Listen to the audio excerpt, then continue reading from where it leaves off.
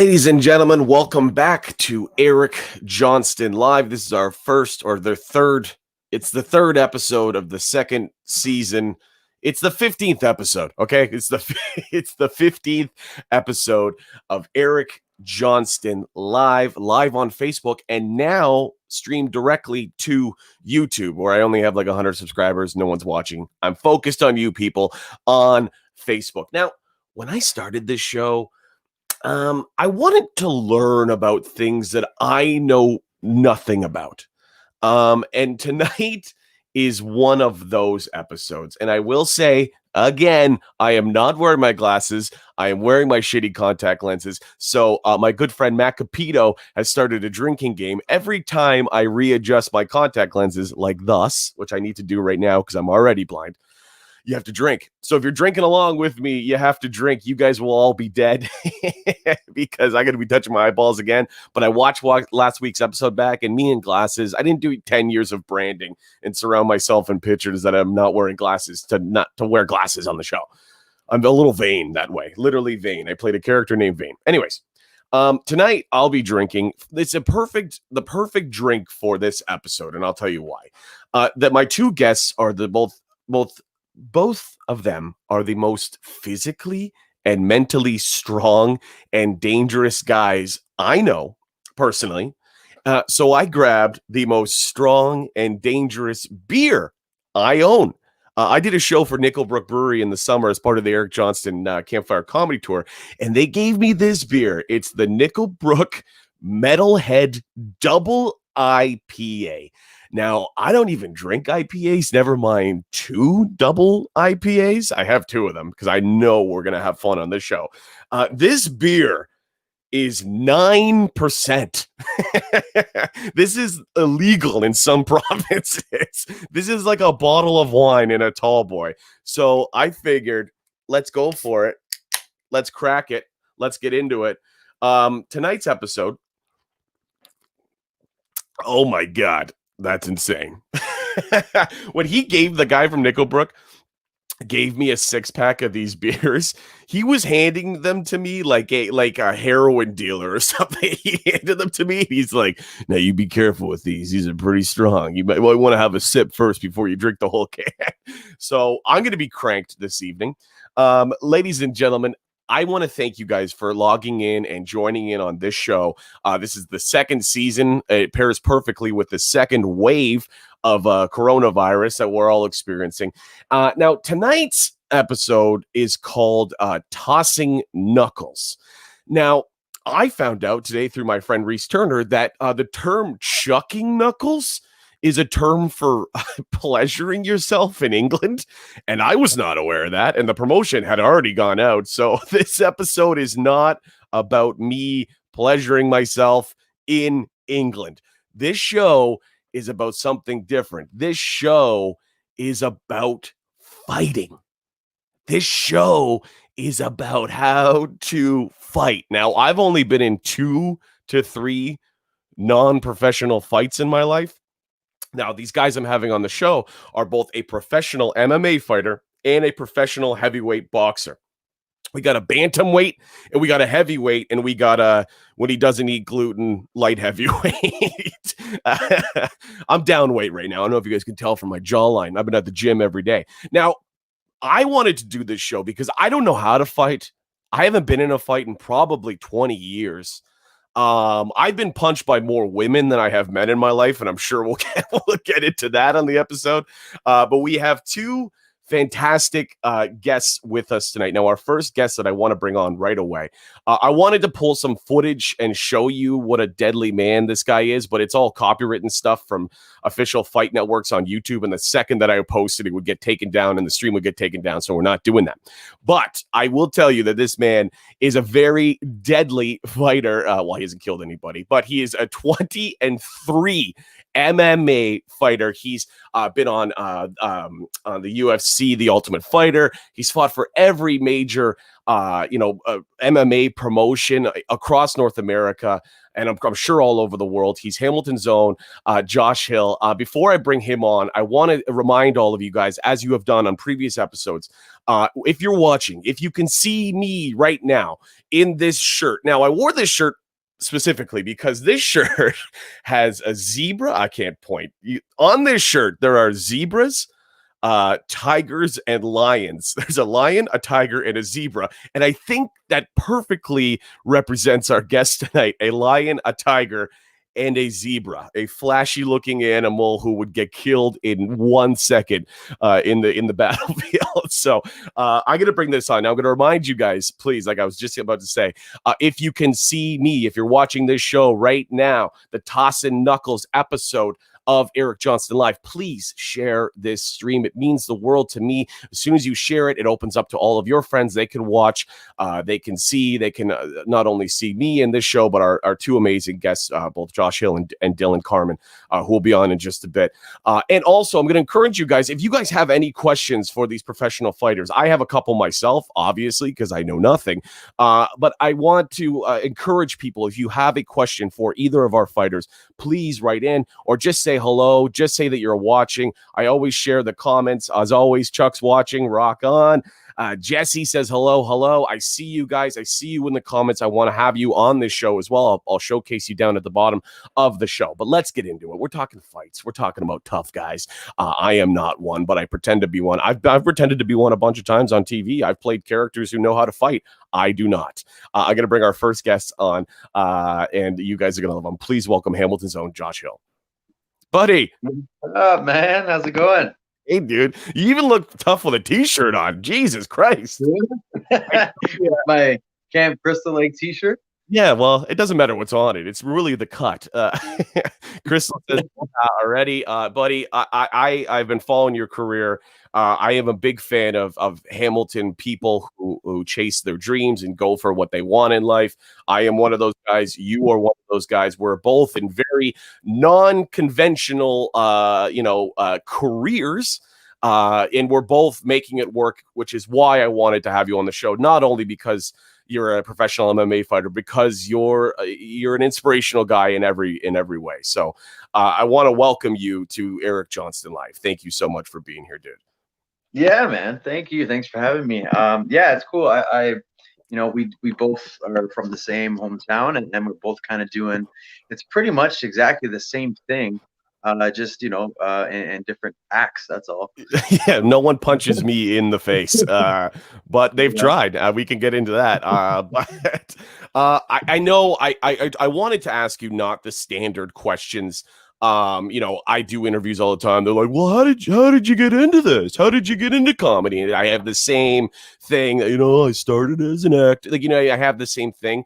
But I think when you are an MMA fighter, it's important to find out kind of how you got into it. Growing up in Hamilton, and obviously a tough city. I grew up here too. My tactic was, if there was ever anything going down, a fight or anything like that, to just be funny. And that's how I would get my way out of it. I would distract them with humor and jazz hands.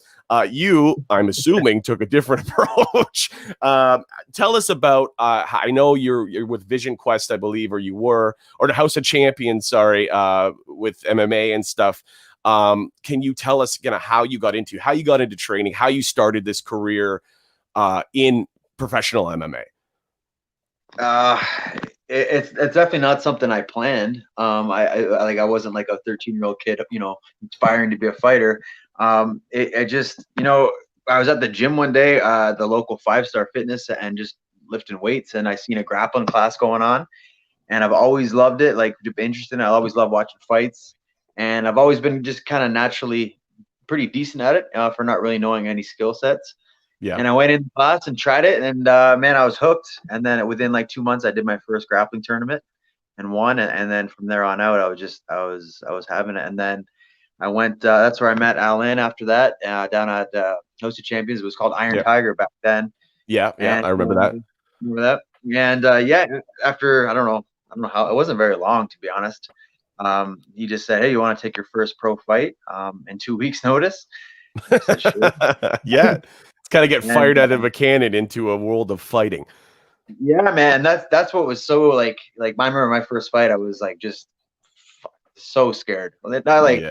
'cause I've never done anything that outside of a team sport that was on display. So I've had big hockey games, huge baseball games, rugby, football, So but you started never. in as an athletic kid, as an Yeah, athletic. yeah, Okay. yeah. I didn't. However, I mentioned this in our promo. I started in competitive dance. So actually, I pulled this picture from my Facebook.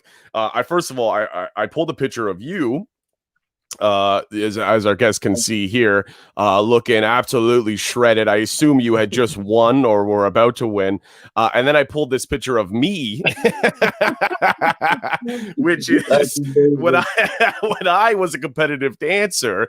I had a jazz trio. I'll pull it up one more time for everyone can see. Laugh It looks along like in the you got comments. like some type of karate gi on there or Oh something. What yeah. is it? So I'll tell you what it was. Hold on, I gotta get this out of here. Brand. There we go. I was in a jazz trio.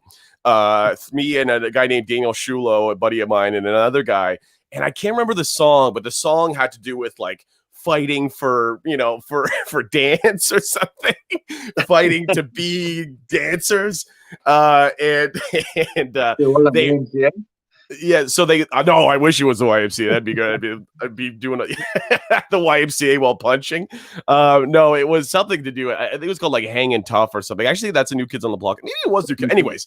The theme of the costumes was they wanted to dress us all up like boxers. And I'll pull it up one more time for our people watching at home.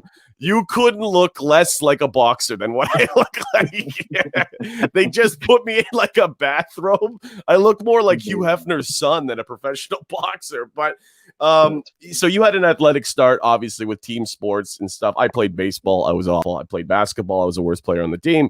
I played soccer just so I could hang out with the Italians. I was also the worst player on the team at Saltfleet.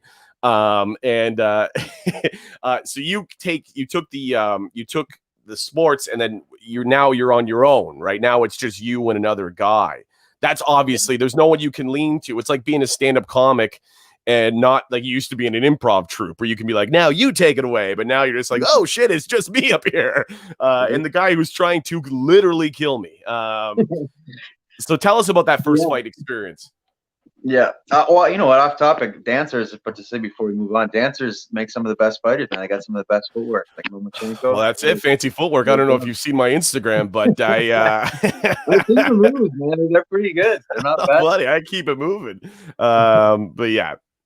Yeah. As far as individual sports, man, I've never done anything. I didn't grow up wrestling. I didn't box or do any karate or taekwondo or anything like that. The only thing I've ever done was golf, and that was just to dick around with my buddies and have fun. But yeah, so once going out there and having to go in a cage and literally fight another guy that's and everybody's watching. And my first fight, I actually kind of got lucky. It was live or aired on the Score. Remember the Score? The Score? Yeah, of course. Yeah. So it was on there, and it worked out for me. I ended up scoring a knockout of the night in my first fight, which gave me a lot of hype right away and a Yeah, lot of of course. airtime. You're the new kid on the Yeah. block, knocking people out. So, but man, it was like one of the scariest moments ever, and not to mention I was absolutely exhausted in the cage because just from a sheer adrenaline dump from the nerves, right? So Yeah. once I was more like I was so happy to win, obviously, but I was so relieved the fight was over. You're like, hold on. They're like, you want to put your hand up? You're like, I don't even know where my hands are. Hold on, I got to lean against the fence here. You know what I mean? But no, it was it's something I just kind of fell into, man, and I just kind of fell in love with it, and I've been doing it for 11 years now. Now, I have a question for you. Now, I'm a Cancer, astrology wise. I'm a very caring guy. When you knock these guys out, are you ever like, I am so sorry that I did this to you? Like, I would be like, is he okay? Like, I'd be like petting his hair and be like, hey, buddy, I'm sorry I had to do that to you.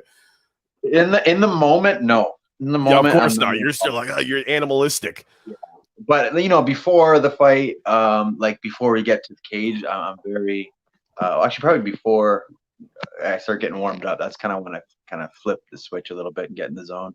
But before that and after, like even like right after, when they declare the winner, I hope I want to beat the shit out of my opponent, but I don't want to hurt him for life. You know what I mean? I want to win. No one wants to make a guy like blind or anything, but it'd be good for your heat though. You get some good, like, hey, that guy blinded a guy. You gotta fight him. He killed a guy. He should have been standing there. Well, that's, I mean, I always thought that, like, you know, I had a girlfriend, ex-girlfriend, who, as one of the girls who punched me in the face, we'll get into that. But we were watching UFC once, and it was one of the two big guys, and the one guy was just fucking this guy up so hard. I can't remember the exact fight. It was like Anderson Silva and someone or whatever. And we're watching a pay-per-view. I had some buddies over, and the guy is just ground and pound on top of him. And she's like, stop. He's already hurt. Stop. Like, she's yelling at the TV. Just stop. I guess you really are just in that full animalistic mode until the ref kind of I love watching refs jump in, by the way. It's my favorite thing of MMA when they're just standing there and then they go into full swan dive mode to get everybody off each other. Oh, it's great. I see that's more of a dance thing. I'm like, look at that guy's pirouette into getting those guys separated. Yeah, but I think, you know, I know that you got some heat right away, and then you appeared on The Ultimate Fighter. Was that in Vegas? They flew you down to Vegas for that.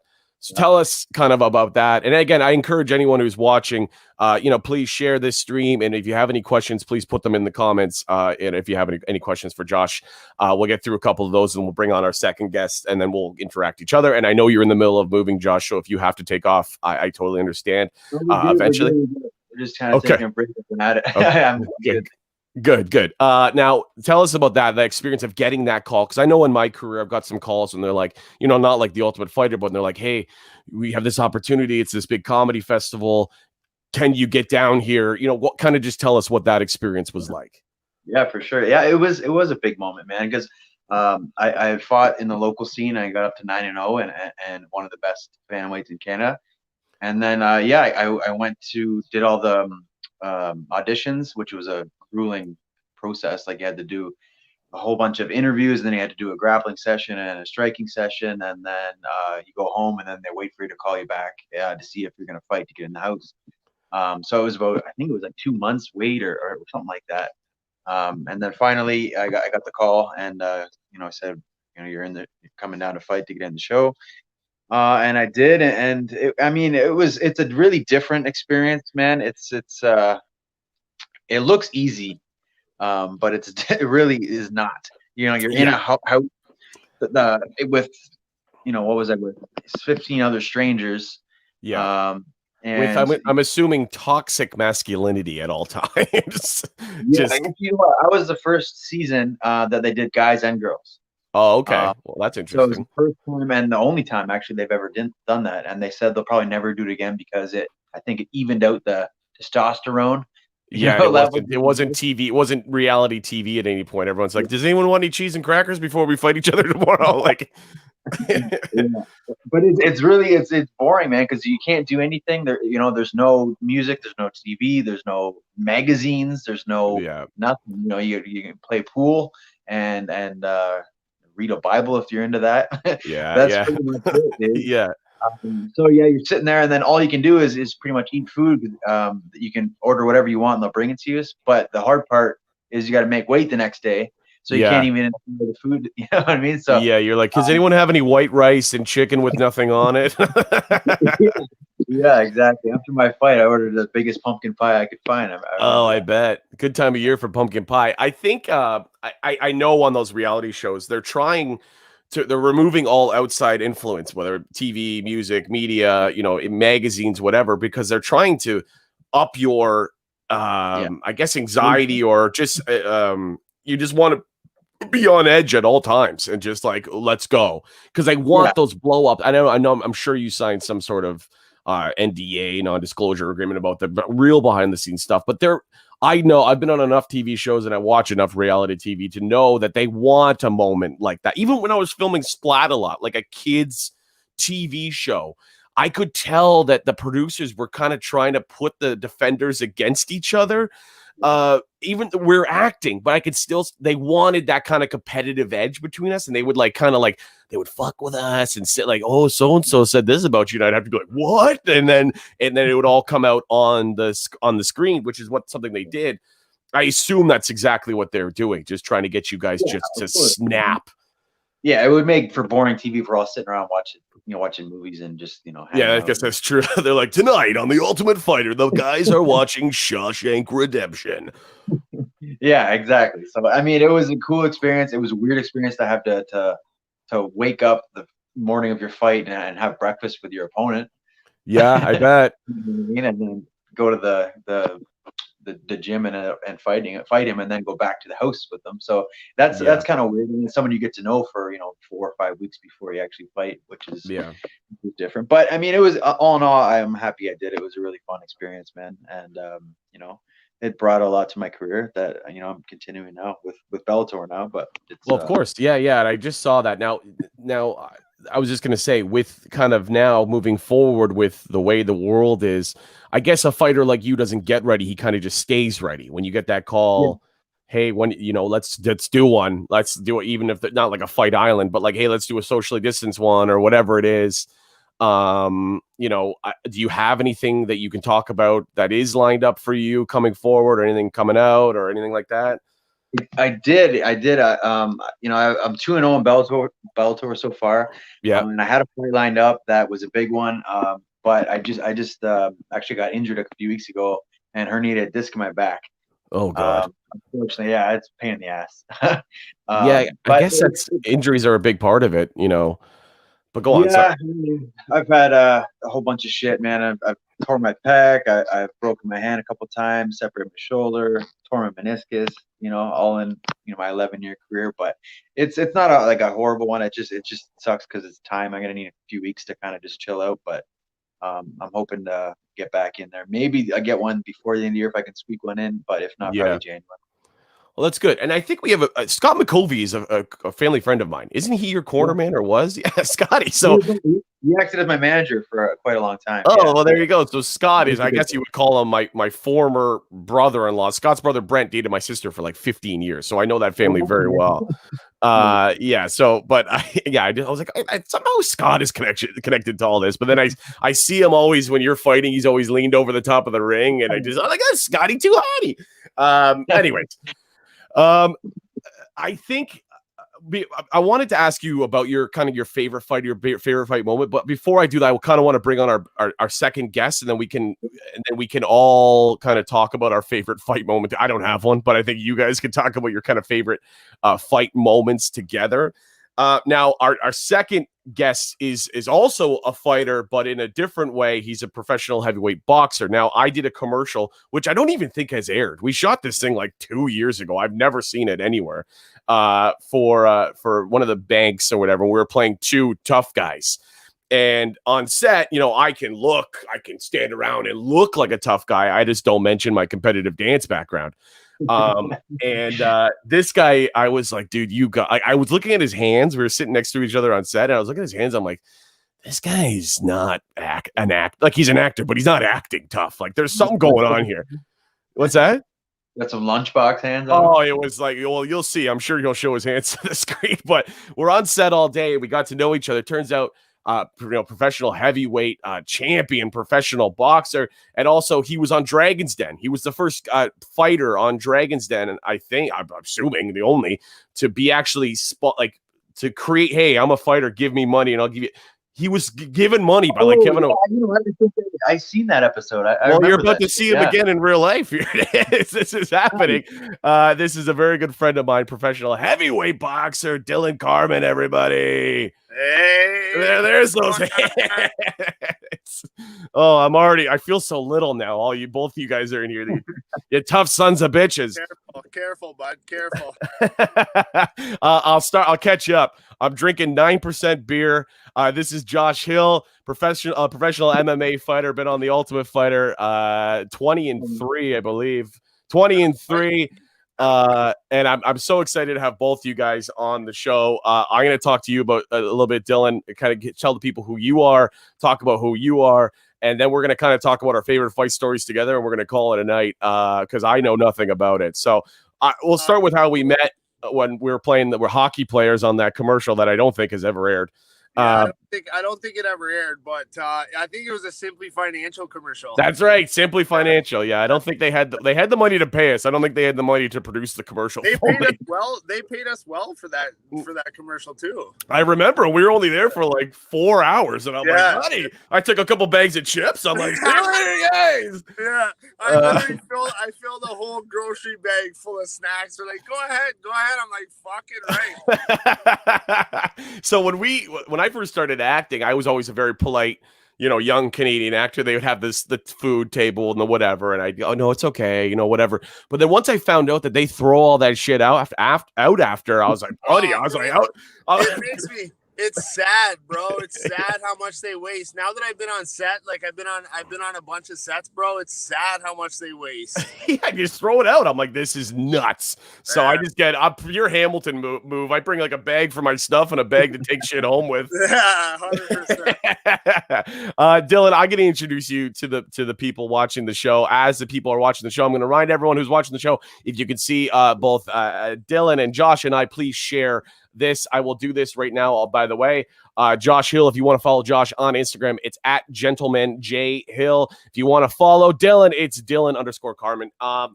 Please share this show, guys. It means the world to us when you share it. It brings up our viewership by a couple hundred people. Like, share, comment, comment, subscribe, and let's fight. So Dillon, I'll let you tell the people who you are. Big Country from Peterborough, Ontario. Yeah, no, where? No, Dillon, Big Country Carman. I'm from Madoc, Ontario, Canada. Or Belleville, near Belleville. Madoc. I said Madoc. All right, relax, psycho. I've been looking at a map. I was the Canadian heavyweight champ professionally for 5 years. I was the North American heavyweight champ professionally for 2 years. The WBC Francophone heavyweight champ, so all French-speaking countries in the world. I think I was that for a year and a half, and then COVID hit. Unfortunately, COVID hit, and we had to vacate that title after like 8 months or something. Anyway, so we're ranked, I think, 56th or something, 58th in the world right now. We're rocking. Hey, buddy, from Madoc, Ontario. I apologize. There you go, baby. There you Good thing you can't punch me through the screen. It's Madoc versus everybody.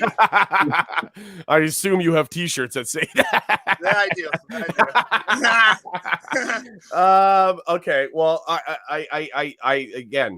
I am so impressed by both you guys. Again, former competitive dancer turned actor comedian. You got cute. Oh, that's cute. You got Josh Hill, MMA superstar, Dillon Carman, boxing superstar. Now, before I get into our favorite fights, have you either of you guys thought about entering each other's worlds? That's a question that I have for you guys. Josh, have you ever thought about boxing? Dillon, have you ever thought about MMA? Go ahead, Josh.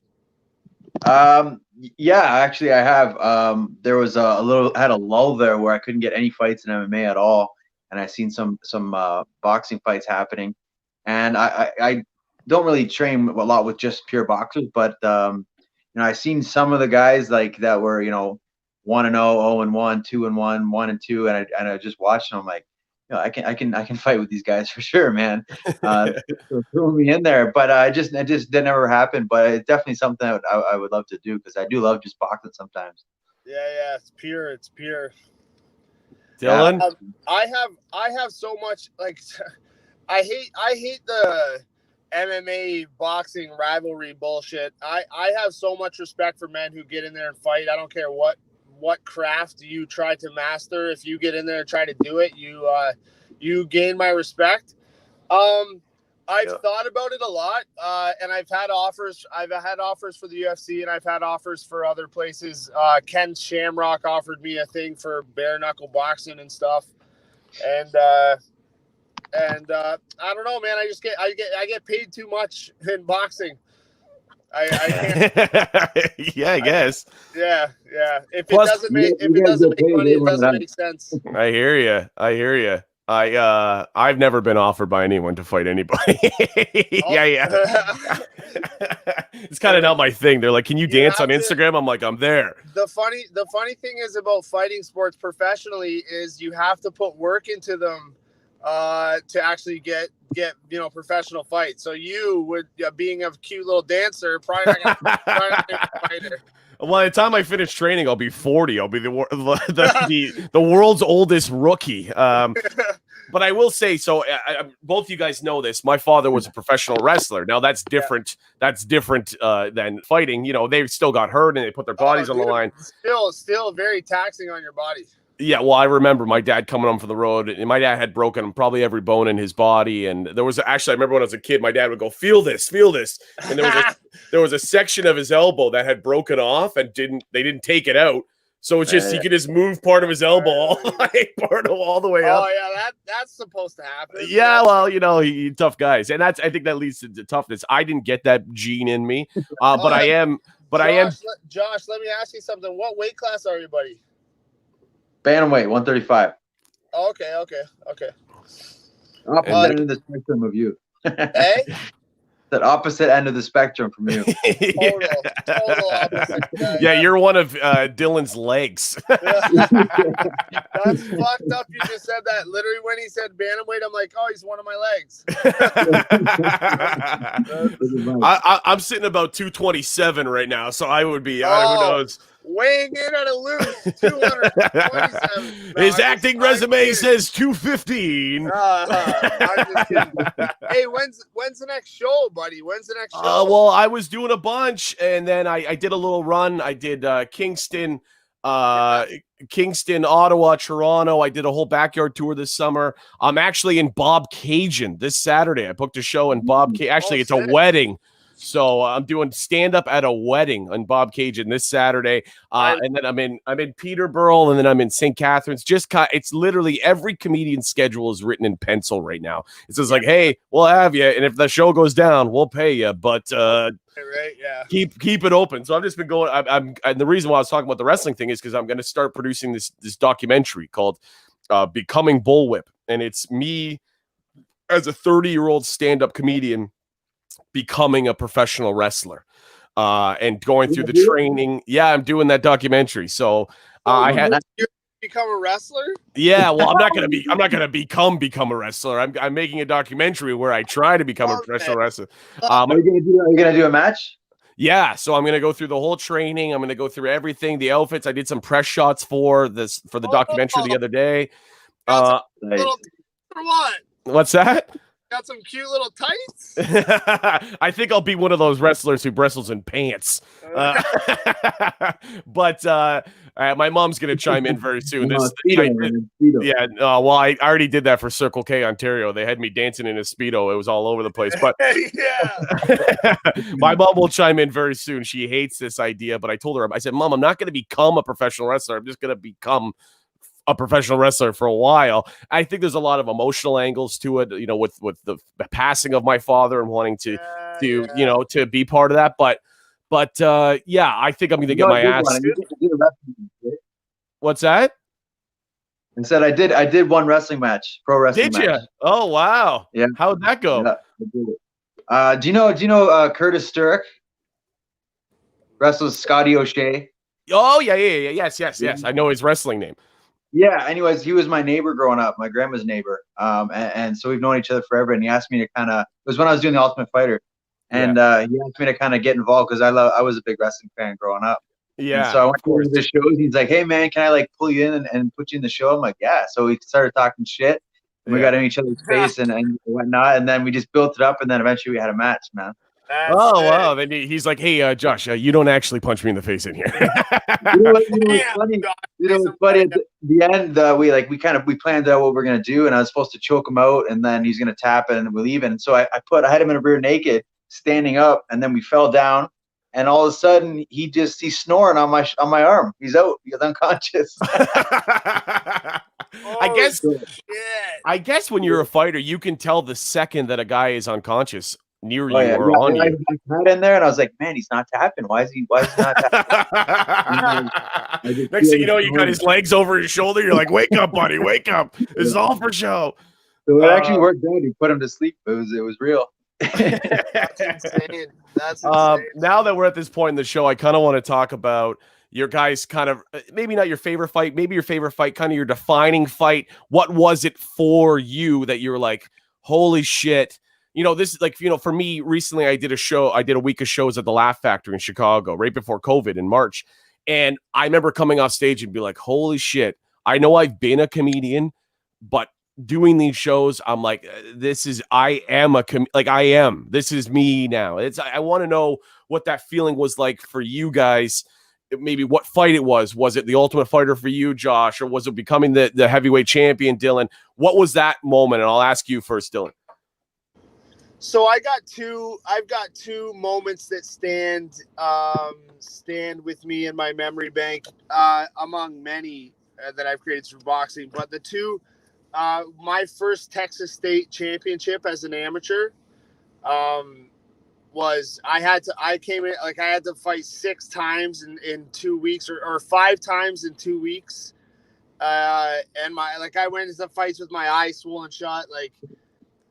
It was on another level. And we lied about my amount of fights. We were supposed to have 10 wins to be in the open class. It was either 10 wins or 17 total fights. Mm-hmm. And I only had 7 fights total. And so we lied about my amount of fights, and I ended up winning the Texas State title. That was a huge one because it was in Dallas Fort Worth in Texas, and there was like 6,000 people there for the championship fight, the championship day, which there was like all the weight classes championship fights. It was pretty intense. It was pretty intense for me. And then second, and this is the more of the two, when I won the Canadian heavyweight title at Maple Leaf Gardens on TSN, it was a barn burner brawl. He knocked me down twice. I knocked him down like 5 or 6 times, and then knocked him out for a long time. I love how you slid that one. I knocked him out for a long time. We were actually worried about him. I'm glad he was okay, but. So that would be the big one in the Maple Leaf Gardens. George Chuvalo was there in the ring with me after the fight. It was on TSN, and not just because I was a part of the fight, not just because I was in it. It was one of the best Canadian heavyweight fights of all time. Legitimately, and not just because I was in it. I've watched a lot of fights. Yeah. I knocked him down he knocked me down twice, and I knocked him down 5 or 6 times. Pretty crazy, bro. Yeah, I can't even imagine. I can't. And was this after? You did this before we filmed that commercial? Because the commercial that we filmed was in Maple Leaf Gardens. Was that before? That was after. So that was the commercial was long after. I won the title in October 25th, 2014. I assume it's on your arm. Is that what you're showing us? Yeah, well, sometimes because I've been hitting the head so much, I have to remember. You're like, it's somewhere on my body. It's over here. If you look right here, it's under my eyelid. No. Yeah, so when we filmed that commercial, we were 2 dressing rooms down from the dressing room that I used. You know what? Now that you say that, I remember you saying that, and I think that's what got us into the conversation about me asking about you boxing, because you're like, I was down 2 dresses down. I'm like, my dad used to wrestle in this building. You're like, I used to box. I boxed right here, and I was like, that's how we started talking. Yeah, but it was a pretty surreal. I mean, it just.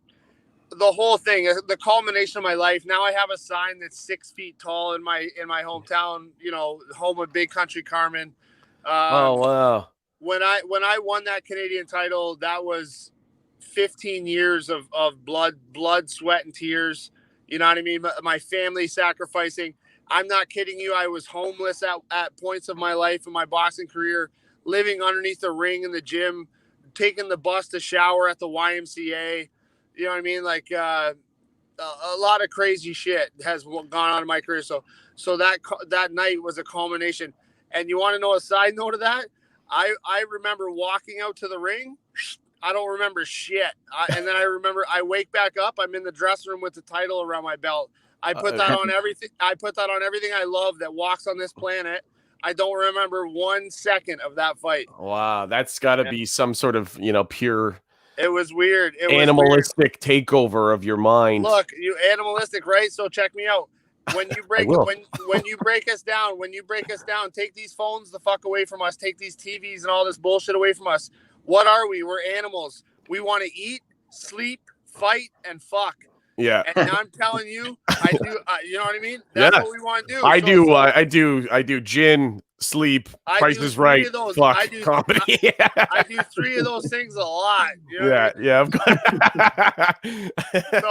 But we're all animals anyhow. Anyway, I digress. No, dude, I think that's crazy. I'm just trying to relate this to comedy. I've had shows where it's so big. Like when I performed at the Comedy Store in LA, the main stage of the Comedy Store, I did 2 shows there. The first one, I was so excited.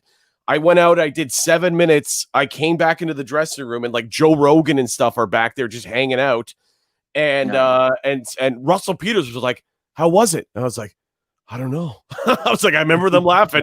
I remember feeling really good about it, but I don't know what I said. It was Jerry Seinfeld talks about when he was doing the Tonight Show. He was just, you're adding lines that you would never say. And you're in that zone. It's almost like an out of body experience where you're out of your body watching yourself perform and thinking to yourself, holy shit, I'm on the main stage of the fucking Comedy Store. This is like, for you, it's like your body, you're like, I am fighting in Maple Leaf Gardens for the heavyweight champion. George Chuvalo's just sitting there, just keeps doing this to the camera, and this is insane. And then you come back into the dressing room and you come back into your body and you're like, holy fuck, it was nuts. I'm glad I won. Yeah, well, no kidding. Yeah. I wonder what would have happened if I didn't win. I just didn't wake back up or something. You come to in Madoc and you're like, take that fucking sign down. Josh, I'm gonna go to you. Same question. Kind of what is that? What was that feeling? What was that fight? What was that moment for you?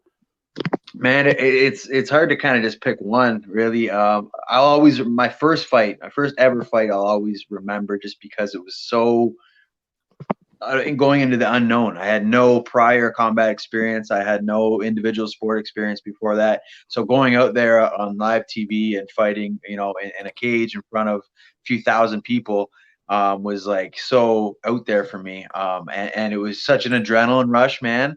And to get a knockout in your first ever fight. And I'll still remember always, like, right after I landed a big right hand and I seen him go down and the ref stopped it, I like turned and I just seen, like, the first person I like locked eyes with was my dad, and he like jumped up out of his seat like 10 feet. Oh, fuck.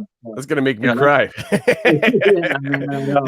So that's an experience that I'll always remember for sure. Oh, dude, that's beautiful. Yeah, and then I don't know. Then the Ultimate Fighter was great. Main eventing, World Series fighting to fight for the title was great. My Bellator debut was cool. Was awesome. Another one was when I fought Jesse Arnett, actually, in TKO in Quebec. For like 3 years, they had me and him ranked as like number 1 and number 2 guy in the country, and they were trying to get us to fight, and they just couldn't put it together.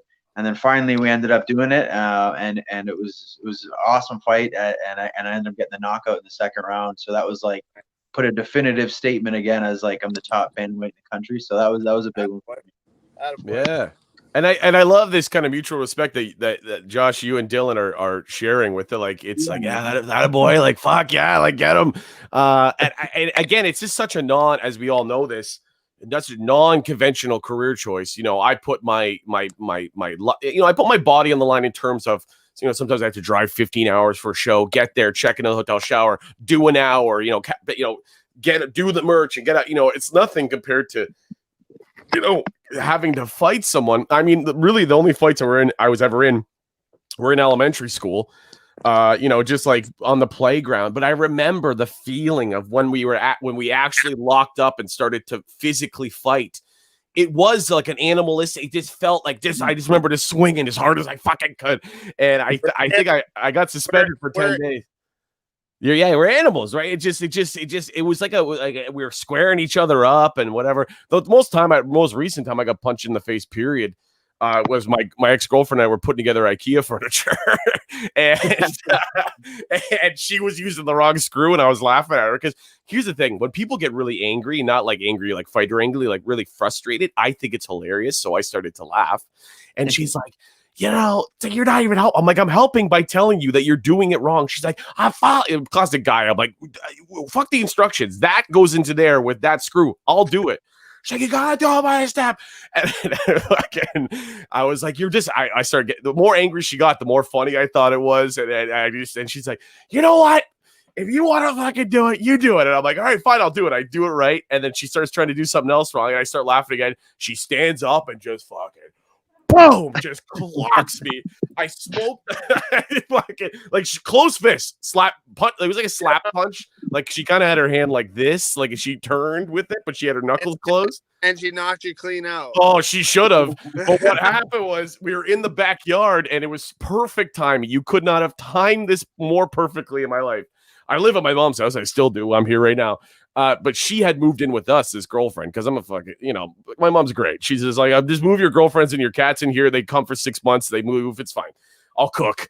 But my mom had we were in the backyard and my mom had just come to the back door to check to see how it was coming together. And just as she rounded the corner to see us in the backyard, this chick, boom, and I smoked the back door with my head, and the girl looks past me and just sees my mom like, so the girl takes off running because that's the only fucking thing she can do. She just takes off running. She just books. So I'm like, my mom's like, you better go get her. She's gonna get hit by a car or something. Like she was a fucking cat. Like a stray cat. So I chase her down the street and she's hyperventilating and she's like, you're not with this one anymore, are you? No, that's over. I've had a couple since then. I got broken up like 3 times yesterday. Anyways, but I remember the girl I catched up to her and she just fucking pure like animalistic, like her eyes didn't even look like her. And she's like, I just don't like to be made fun of when I'm frustrated. And I'm like, we got to go back to the house and you're going to have to explain that to my mom before she lets you in the fucking back door. And my mom wouldn't let her back in the house until she apologized to me in front of her and to my mom. So I've been hit in the face before, but just mostly by women.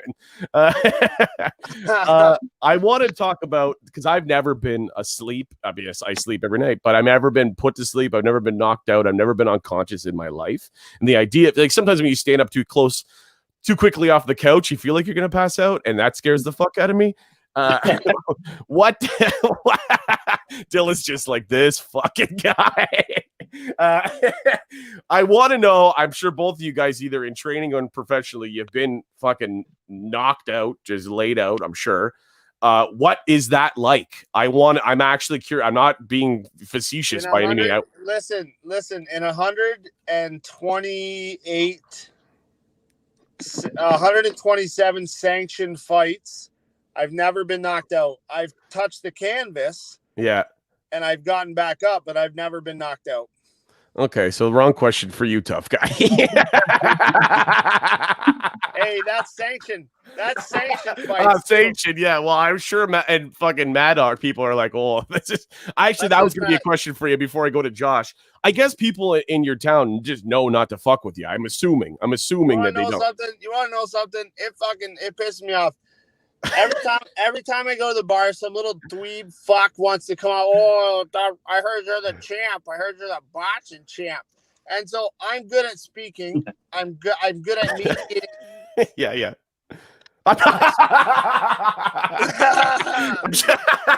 You're pretty good. I wouldn't say you're good at speaking. I'd say you get by. You're not a fucking Shakespeare linguist. You're not a wordsmith. Okay. So I mediate the situation the best that I can. I'm like, guys, you don't want to do this.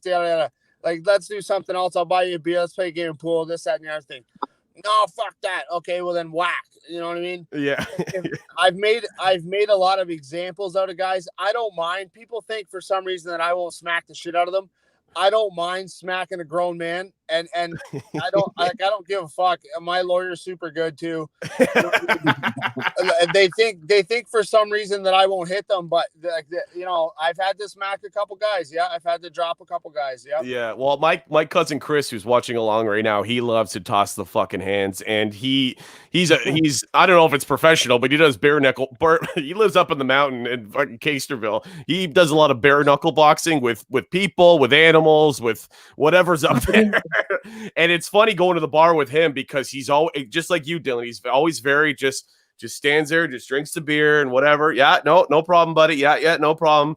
And then when he's turned to me a couple times, but can you hold this for a sec? I'm like, oh fuck, here we go. And it's just boom, and they're just gone. And the boys, bouncers at the bars just know, okay, well, Chris knocked somebody out. They just fucking pick them up. Hey, that's what my buddies are like. My buddies are like, Dillon, stop. Like, just don't fuck. It's over. Like they go from like, Dillon, stop. Ah, shit. I guess those hands move pretty fucking quickly. Yeah. All right, Josh. I guess since fucking tough guy Dillon has never been knocked out. I know at least even in training, I'm sure just like you were with that wrestling match where you accidentally choked your buddy out. You know, what's that like? What's that moment like? I'm seriously curious.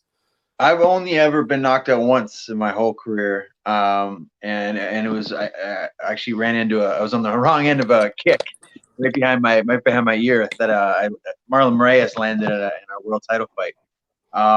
But it was, yeah, man, I played football, hockey, and I've got my fucking brains rattle a couple times, but I've never been knocked out. But that was the first time ever that I actually lost consciousness. And it just like, I don't know, you don't really feel shit. You know what I mean? Yeah, I guess. Yeah, what does it feel like? I don't know.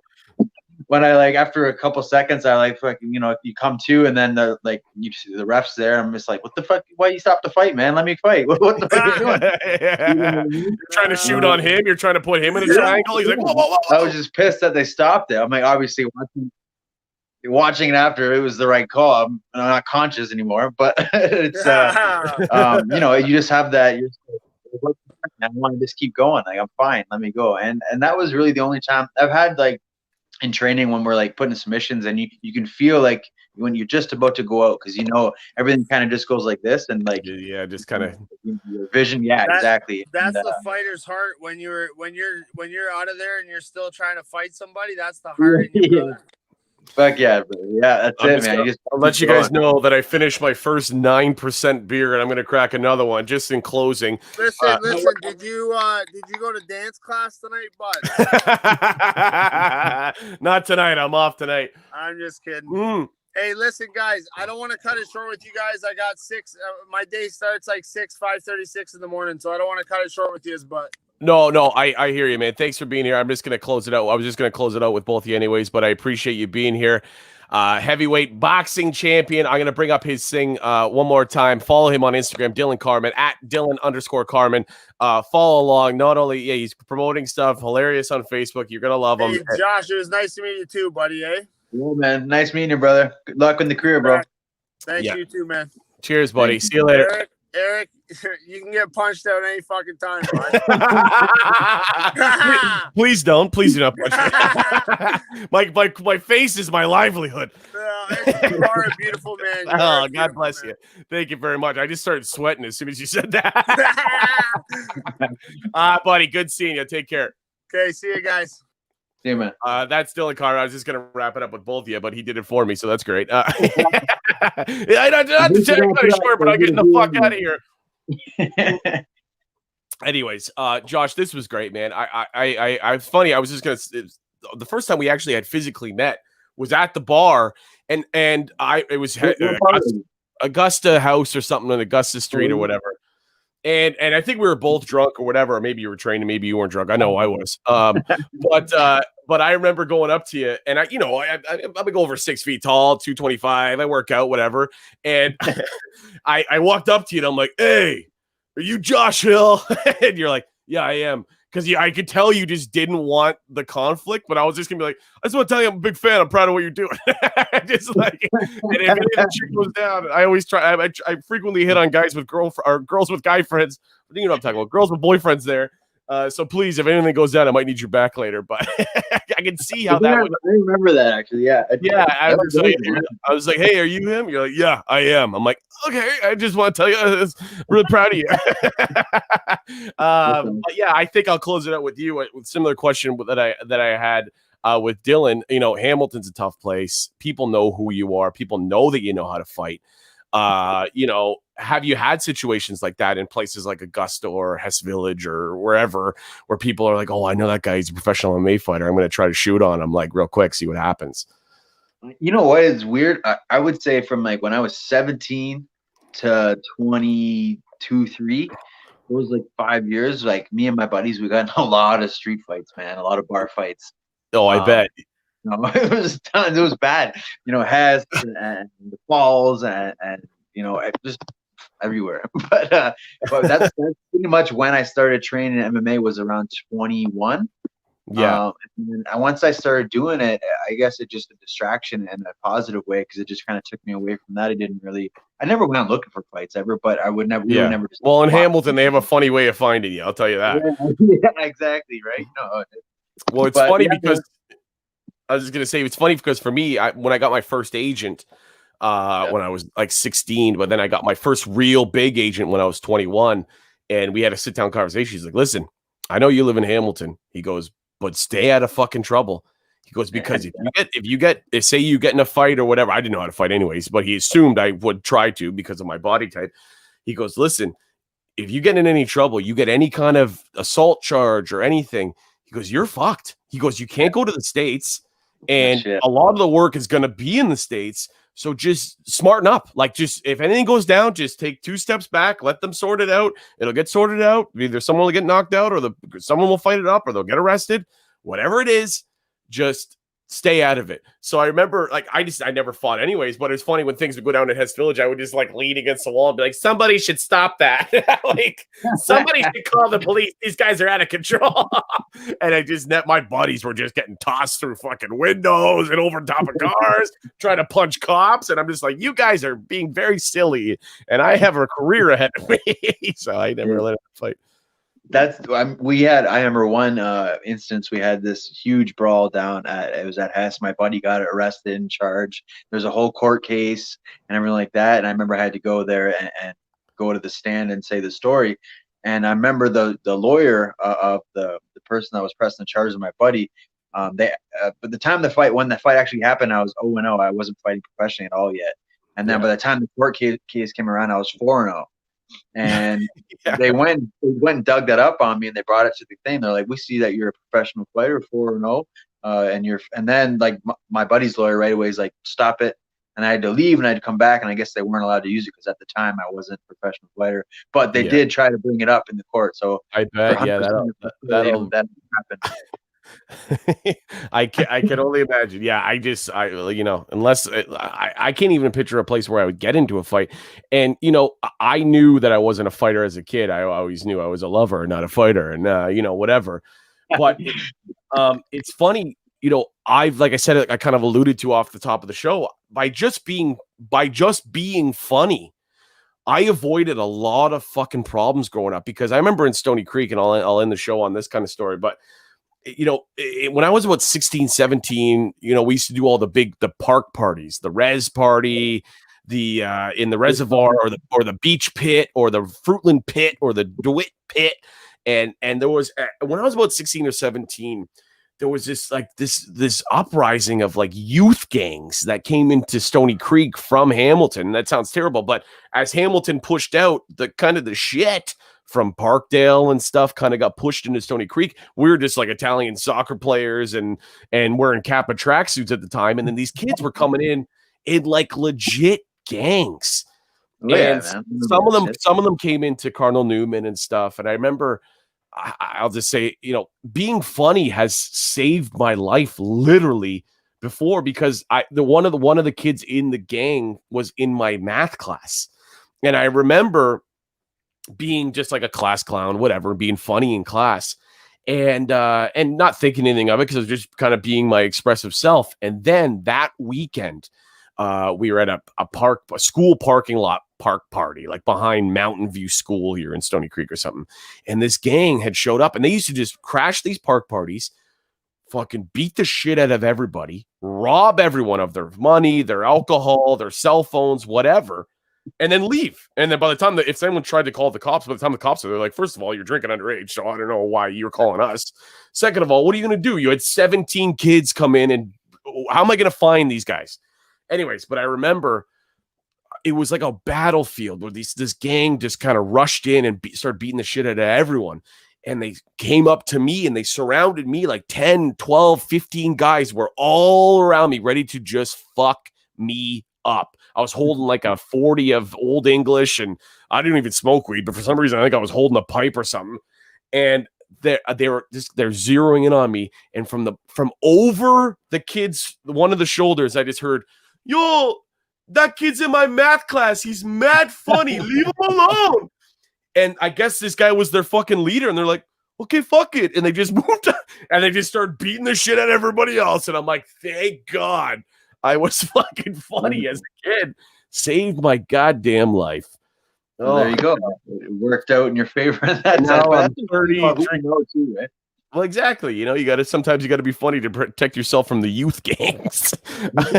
You were down the hill, but I was up in Saltby. But we had a lot of the same type of shit. Same idea. Yeah, I'll go into the pits and the fucking the whatever. Josh, I'm gonna close you out, man. Everyone, please follow who's watching, and then this episode will be aired live onto YouTube after.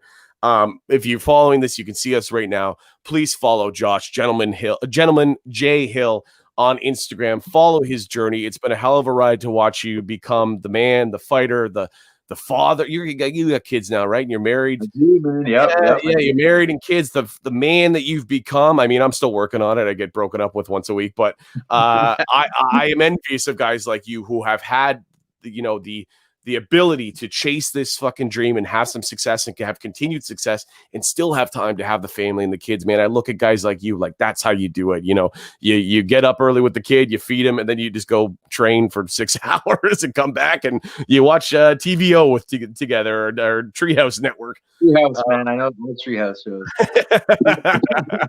But yeah, man, same to you though, man.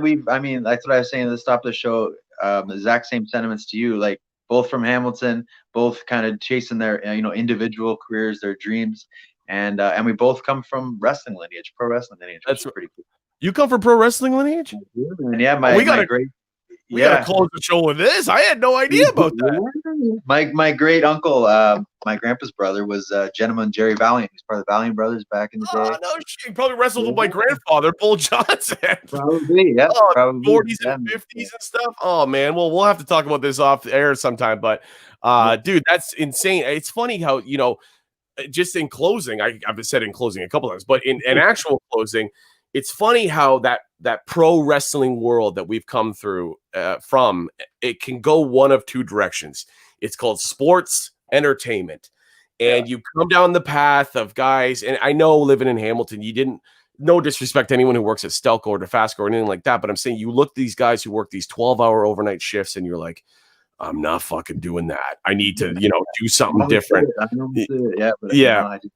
Exactly. So you decide to chase that dream, and you chase that dream from a professional wrestling background. You've got sports entertainment. You go with the actual fighting, and I went with the entertainment. And I don't get punched in the face, and you do it. And you punch people in the face, and I don't. It's so crazy, the world that we've created in our own lives that come from wrestling. That's a great way to end the episode. I think that's cool. It all comes back to wrestling, man. It's all fucking work in the end. Ladies and gentlemen, this is Josh Hill at Gentleman J Hill on Instagram. Follow his journey, dude. When the world gets back to normal, even if it doesn't, for now, I wish you nothing but success with your career and knock some more of those motherfuckers out. You'll be great. Thanks, man. And don't get kicked in the head. Gotta know when to duck.